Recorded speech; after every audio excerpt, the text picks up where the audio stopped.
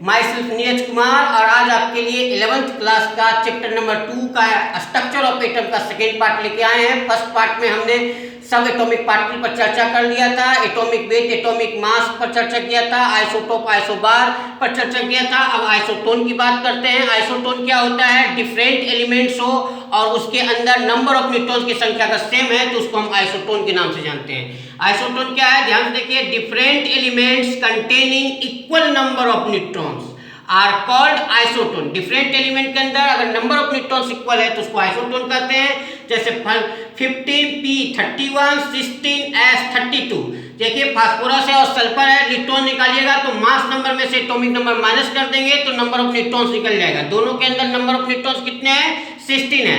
Nucleons किसको कहते हैं? Protons and neutrons are collectively called nucleons. जब हम प्रोटॉन और न्यूट्रॉन को एक साथ बोलते हैं तो उसी टर्म को हम क्या कहते हैं? न्यूक्लियॉन्स कहते हैं। अब बात करते हैं न्यूक्लियस की। न्यूक्लियस किसको कहते हैं? तो देखिए, न्यूक्लियस के अंदर कुछ पॉइंट आपको ध्यान में रखना है। इट इज अ टिन्नी, पहले तो Tinni positively charge massive centre of the atom है, यानी एटम का वह न्यूक्लियस क्या है? किसी एटम का सेंटर वाला पार्ट है। दूसरी बात आपको क्या रखना है याद कि एटम के अंदर सेंटर पार्ट के साथ साथ ये पॉजिटिवली चार्ज होता है। क्योंकि एटम न्यूक्लियस के अंदर में प्रोटॉन होते हैं और न्यूट्रॉन होते हैं, तो प्रोटॉन में पॉजिटिव चार्ज होता है, न्यूट्रॉन में कोई चार्ज नहीं होता। यानी कहने का मतलब उसके अंदर जो दो पार्टिकल मौजूद है उसमें प्रोटॉन में ही खाली चार्ज है पॉजिटिवली, इसलिए न्यूक्लियस कैसा चार्ज है? तो पॉजिटिवली चार्ज है। पूरा एटम का मास कहाँ पर स्थित होता है? तो न्यूक्लियस में स्थित होता है, क्योंकि न्यूक्लियस के अंदर प्रोटॉन है और न्यूट्रॉन है, दोनों में मास होते हैं। और बाहर जो होता है न्यूक्लियस के बाहर इलेक्ट्रॉन होते हैं, तो इलेक्ट्रॉन में हम पहले ही बता चुके हैं कि इलेक्ट्रॉन का मास लगभग क्या माना जाता है? 0, तो उसके मास होते नहीं है। यानी पूरे एटम का मास अगर कहीं है तो कहाँ है? न्यूक्लियस के अंदर स्थित है।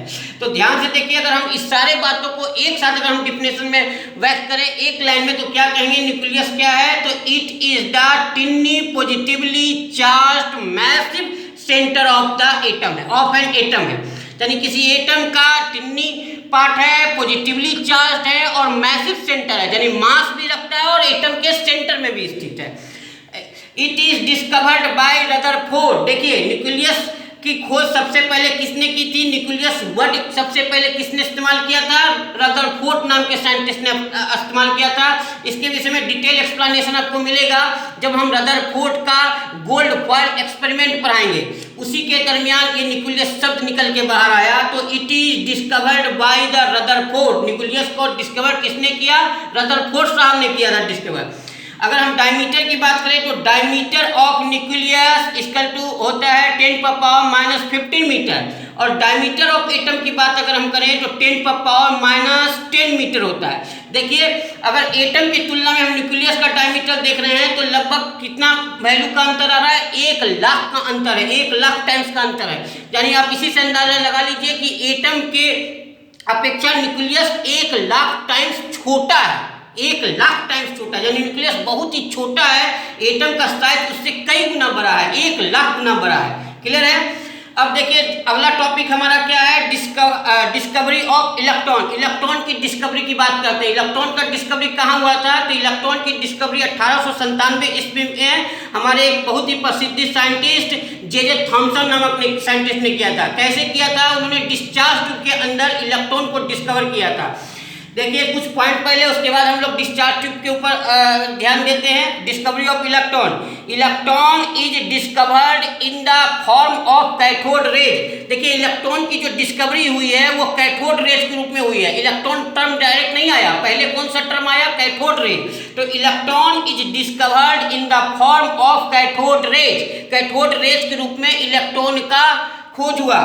Cathode rays is generated in the cathode rays discharge tube experiment. एक एक्सपेरिमेंट किए थे जे थॉमसन साहब ने। उस एक्सपेरिमेंट का नाम था cathode rays discharge tube experiment. उसी एक्सपेरिमेंट के अंदर ये कैथोड रेज को जनरेट किया गया था कैथोड के प्लेस से। This experiment was done by J Thompson. यह एक्सपेरिमेंट किसने किया था? जे थॉमसन नाम के साइंटिस्ट ने cathode rays discharge tube experiment किया। उसी एक्सपेरिमेंट के दरमियान कैथोड रेज का बारे में हम लोग को पता चला और बाद में इसी कैथोड रेज को इलेक्ट्रॉन के नाम से जानते हैं। तो आप देखिए डिस्चार्ज ट्यूब एक्सपेरिमेंट कैसे किया गया था, ध्यान से देखिए। ये है एक कैथोड रेज डिस्चार्ज ट्यूब। इसमें एक्चुअली होता क्या है, यह एक हार्ड ग्लास का ट्यूब होता है, कुछ नहीं है। डिस्चार्ज ट्यूब क्या है, डिस्चार्ज ट्यूब एक हार्ड ग्लास का ट्यूब होता है। इस ट्यूब के अंदर हम लोग दो मेटल के प्लेट लगाते हैं। एक प्लेट जो है उसको बैटरी के निगेटिव टर्मिनल से जोड़ते हैं, जिसको निगेटिव टर्मिनल से बैटरी को जोड़ते हैं उस प्लेट को हम कहते हैं कैथोड प्लेट। और यह चूंकि निगेटिव प्लेट से जुड़ा है इसलिए निगेटिव प्लेट का काम करता है। दूसरा प्लेट जो होता है हम बैटरी के पॉजिटिव टर्मिनल से आके जोड़ते हैं और इसीलिए इस प्लेट को हम कहते हैं एनोड प्लेट, और यह पॉजिटिव प्लेट का काम करता है। इस ट्यूब के अंदर में सबसे पहली बात क्या करते हैं हम, इसके अंदर प्रेशर बहुत कम कर दिया जाता है। प्रेशर क्या होता है इस ट्यूब के अंदर का, बहुत कम। नॉर्मल प्रेशर कितना होता है, 760 mm ऑफ Hg होता है नॉर्मल प्रेशर, लेकिन इसके अंदर में प्रेशर कितना रखा गया था, 10⁻³ mm ऑफ Hg। आप जानते हैं प्रेशर मापने का एक तरीका है, इतना mm ऑफ Hg। देखिए इस ट्यूब के अंदर प्रेशर बहुत कम रखा गया था। कितना प्रेशर रखा गया था, 10⁻³ mm ऑफ Hg, और जबकि atmospheric pressure 760 mm of Hg मानते हैं स्टैंडर्ड, तो 760 और ये कितना है 10⁻³ mg, यानी इसके अंदर का प्रेशर बहुत कम कर दिया गया। और कैसे निकाला गया, तो इसके लिए इसके अंदर एक वैक्यूम पंप लगाया गया, इससे इसके अंदर का गैस को बाहर निकाल के इसके अंदर का प्रेशर बहुत कम कर दिया गया। और इसके अंदर जो गैस रखा गया था वो इनर्ट गैस रखा गया। इनर्ट गैस इसलिए रखा गया कि जब कोई रिएक्शन होगा, कोई इसके अंदर चार्ज फ्लो करेगा तो वह गैस उस चार्ज से रिएक्शन नहीं करेगा, इसलिए इसके अंदर में इनर्ट गैस की व्यवस्था की गई। साथ ही इस ट्यूब के एनोड प्लेट के पीछे ट्यूब पर ही एक जिंक सल्फाइड का कोटिंग कर दिया गया था। ये ट्यूब के ऊपर ही कोटिंग कर दिया गया एनोड प्लेट के पीछे। देखिए यहाँ नीला से हमने दिखा रखा है, ये जिंक सल्फाइड ZnS की कोटिंग की गई थी। उसके साथ ही इस पूरे ट्यूब को एक हाई टर्मिनल बैटरी से अटैच किया गया था, यानी बहुत ही पावरफुल बैटरी रखी गई थी। और इतनी पावरफुल बैटरी थी कि इससे 10,000 वोल्ट इससे जो है हमने इसके अंदर पोटेंशियल डिफरेंस क्रिएट किया, इतना पावर का वोल्ट डाला और प्रेशर बहुत ही लो कर दिया गया था, 10⁻³ mm ऑफ Hg, माने प्रेशर गैस का air at very low pressure इसके अंदर रखा गया है। और पोटेंशियल डिफरेंस जो यहाँ पर देख रहे हैं बैटरी का, वो लगभग 10,000 वोल्ट अप्लाई किया गया। जब 10,000 वोल्ट पर यहाँ से करंट हम लोग प्रवाहित किए, इसके अंदर करंट फ्लो कराने का प्रयास किए, तो हमको देखने को क्या मिला कि ये जो जिंक सल्फाइड का जो कोटिंग प्लेट था, यह प्लेट जो है ग्लो करने लगा। जब इतना हाई पोटेंशियल पर करंट फ्लो किया गया लो प्रेशर को बना करके इस ट्यूब के अंदर, तो यहाँ जिंक सल्फाइड पर क्या हुआ, चमक देखने को मिली। यहाँ पर क्या हुआ, लाइट किंग की चमक आने लगी थी, चमक रहा था यह जिंक सल्फाइड का प्लेट। तो जब यह जिंक सल्फाइड का प्लेट चमकने लगा तो लोगों ने कहा कि ऐसा कैसे हो सकता है कि यहाँ जिंक सल्फाइड का प्लेट चमकता है, क्योंकि जिंक सल्फाइड का जो ये कोटिंग है ये तभी चमकता है जब इसके ऊपर कोई लाइट इंसिडेंट हो। इसका मतलब इसके ऊपर कोई लाइट का इंसिडेंट हो रहा था, तभी यह प्लेट चमक रहा था।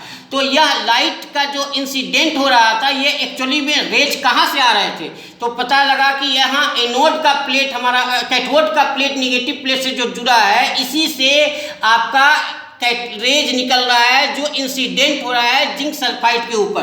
तो इसका मतलब कैथोड के प्लेट से कुछ ना कुछ रेज निकल रहे थे। जब इतने हाई पोटेंशियल पर लो प्रेशर पर डिस्चार्ज ट्यूब के अंदर करंट फ्लो करने का प्रयास किया गया, तो इसमें करंट फ्लो हो गया और कैथोड के प्लेट से यहाँ कुछ पार्टिकल निकला, जो रेज के फॉर्म में पार्टिकल निकल रहा था। और यह पार्टिकल सीधे एनोड को पास करते हुए ये कहाँ पर आके गिर रहा था, जिंक सल्फाइड प्लेट के ऊपर गिर रहा था, सल्फेट पर गिर रहा था जिंक सल्फाइड की कोटिंग पर। और तभी यह जिंक सल्फाइड का कोटिंग यहाँ पर ग्लो करने लगा था, मतलब चमक रहा था। इससे यह पता चला कि कैथोड के प्लेट से कुछ निगेटिव पार्टिकल बाहर निकल रहे हैं। इसी कैथोड रेज के कैथोड पार्टिकल जो निकल रहे थे कैथोड के प्लेट से, इसी पार्टिकल को कैथोड रेज कहा गया।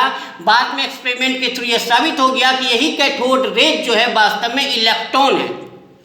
अब देखिए जिंक सल्फाइड कोटिंग के बारे में आपको कुछ जानकारी दे दे। जिंक सल्फाइड कोटिंग है क्या?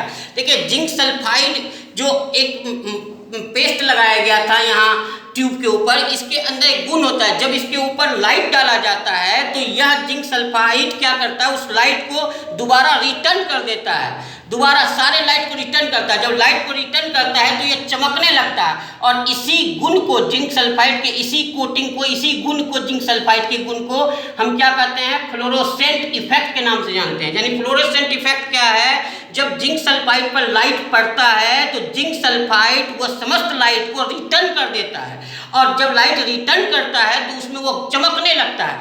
इसी जिंक सल्फाइड की प्रॉपर्टी को हम फ्लोरोसेंट इफेक्ट के नाम से जानते हैं। यानी यहाँ पर ग्लो करता है जिंक सल्फाइड। चूंकि यह रेज इनविजिबल था, आंखों से दिखाई नहीं पड़ता था, तो इस रेज के विषय में यहाँ पर जो इफेक्ट उत्पन्न हो रहा था चमकने का, ग्लोइंग का, उसी से अंदाज लगाया गया कि इसके ऊपर जो रेज इंसिडेंट हो रहा है वास्तव में वो कहाँ से निकल रहा है, तो ये कैथोड के प्लेट से रेज निकल रहा है। तो वास्तव में कैथोड के प्लेट से जो इनविजिबल, जो दिखाई नहीं पड़ रहा था, वो जो रेज निकल रहे थे पार्टिकल के रूप में, उसी रेज को कैथोड रेज कहा गया। बाद में इसी कैथोड रेज को आगे चल के इलेक्ट्रॉन कहा गया। अब कुछ पॉइंट यहाँ पर देख लीजिए, और कैथोड पॉइंट नोट में है, थोड़ा सा इनको याद कर लीजिएगा या समझ लीजिए ध्यान से। Cathode rays are called electron. वास्तव में कैथोड रेज क्या है, तो कैथोड रेज निगेटिव पार्टिकल का फ्लो है। कैथोड रेज वास्तव में क्या है, निगेटिव चार्ज पार्टिकल का फ्लो है, और इसी निगेटिव चार्ज पार्टिकल के फ्लो को कैथोड रेज कहते हैं, और इसी कैथोड रेज को इलेक्ट्रॉन के नाम से हम जानते हैं। तो cathode rays are called electron, cathode rays को ही इलेक्ट्रॉन कहा गया बाद में। देखिए, इलेक्ट्रॉन शब्द ये जे थॉमसन नाम के साइंटिस्ट ने नहीं दिया था। जे थॉमसन ने तो सिर्फ कैथोड रेज का खोज किया था। इसी कैथोड रेज को एस्टोनी नाम के साइंटिस्ट ने इलेक्ट्रॉन नाम दे दिया। तो electron word was given by Stoney scientist. ये किसने दिया था, एस्टोनी नाम के साइंटिस्ट ने इलेक्ट्रॉन वर्ड इंट्रोड्यूस किया कि कैथोड रेज को किस नाम से जाना जाए, तो इलेक्ट्रॉन के नाम से जाना जाए। तो याद रखिएगा, जब अगर डिस्कवरी की बात आएगी कि इलेक्ट्रॉन का खोज किसने किया, तो हम जे थॉमसन को बोलेंगे, लेकिन इलेक्ट्रॉन वर्ड किसने इंट्रोड्यूस किया कैथोड रेज को, तो एस्टोनी नाम के साइंटिस्ट ने इंट्रोड्यूस किया। दूसरा नंबर पॉइंट देखिए, charge to mass ratio of electron was determined by J Thomson. देखिए, एक चार्ज टू मास रेशियो भी निकाला जाता है। ऊपर में इलेक्ट्रॉन का चार्ज लिखा जाता है, नीचे इलेक्ट्रॉन का मास लिखा जाता है, और इसका रेशियो निकाला गया। तो इसका रेशियो निकालने का भी श्रेय जे थॉमसन साहब को जाता है। इसका रेशियो कितना निकल के आया, 1.759 × 10⁻11 कूलम पर केजी।